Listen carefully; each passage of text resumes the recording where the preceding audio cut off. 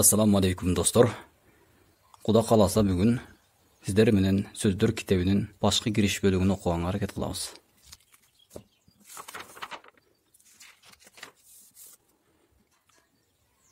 Bismillahirrahmanirrahim. Wa bihi nasta'in. Bismillahirrahmanirrahim деген сөз исм Аллахтын ысымы менен, б деген сөз менен деген байламтан билдирет. Бисмиллах Аллахтын ысымы менен, Ар-Рахман мейримдүү, Ар-Рахим деген ырайымдуу. Мейримдүү дегени Ар-Рахман. Бул Аллах Тааланын бизге неамат берүүсү жагынан, белек берүүсү, ырызкы берүүсү жагынан ушунчалык чексиз мейримдүү экендигин көрсөтөт.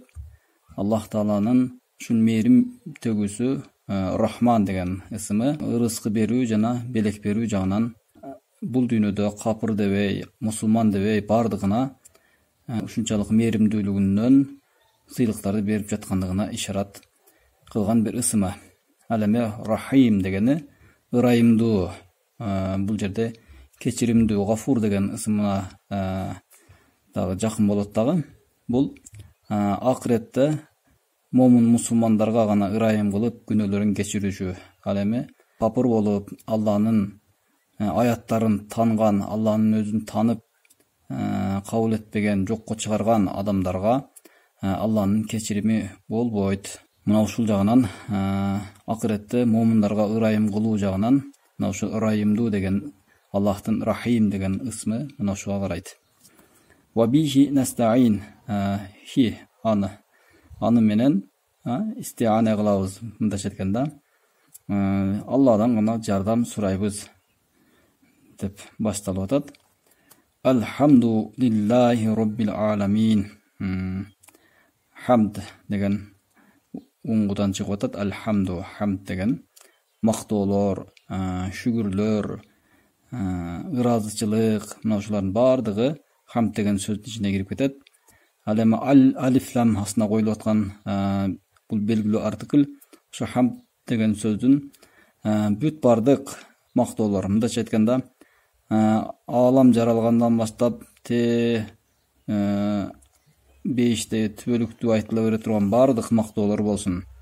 Ошол адам атадан баштап кыяматка чейинки кимди мактасын, ошол канчалык бири мактаган мактоолор болсун, ошол мактоолордун бардыгы хамд Аллага гана таандык, Аллах үчүн.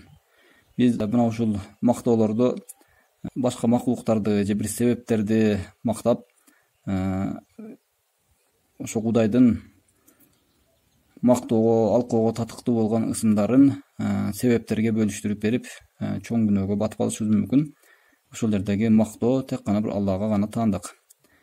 Лиллахи роббил аламин. Аламдардын Раббиси, эгеси болгон Аллага. Себеби бир эле аламды айтпады, чексиз аламдар. Мындайча айтканда, өсүмдүктөр аламы бар, периштелер аламы бар, жаныбарлар аламы, жиндер аламы. Ошол сыяктуу дагы көптөгөн ар бир адамдын өзүнүн жекече аламы дагы кирип кетиши мүмкүн. Себеби бир эле учурда адамдар кээде кайгырып турса, жанындагы турган адам сүйүнүп, кубанычка бөлөнүп турушу мүмкүн. Башка бирөөсү таптакыр башка бир ойго чөмүлгөн абалда болушу мүмкүн. Ал адамдын өзүнүн аламы таптакыр башка болот. Мына ошого окшогон миңдеген, миллиондогон чексиз аламдардын Раббиси, жаратуучусу, эгеси, тарбиячысы бул Аллах.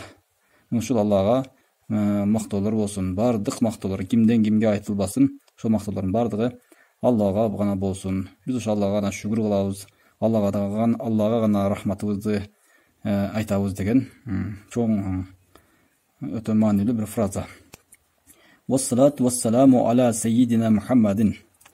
Салат жана салам, дубай саламдар пайгамбарыбызга болсун. Саййидина, биздин мырзабыз болгон Мухаммад саллаллаху алейхи вассаламга салам жана салават болсун. Себеби Куранда Азхаб сүрөсүндө Астагфируллах, я айюхаллазина аману соллу алейхи ва саллиму таслима.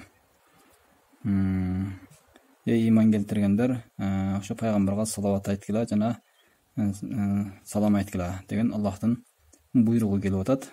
мына ушул буйругуна боюнсунга болобуз.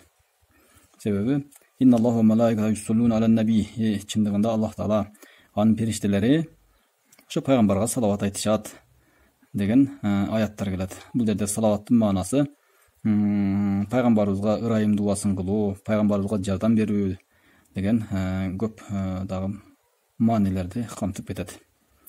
Ва ала алихи ва сахбихи ажмаин, жана Мухаммеддин ал урпактарына, үй бүлөсүндө алихи, үй бүлөсүндө жана сахабаларына бүт бардыгына Аллах Таала эмне болсун?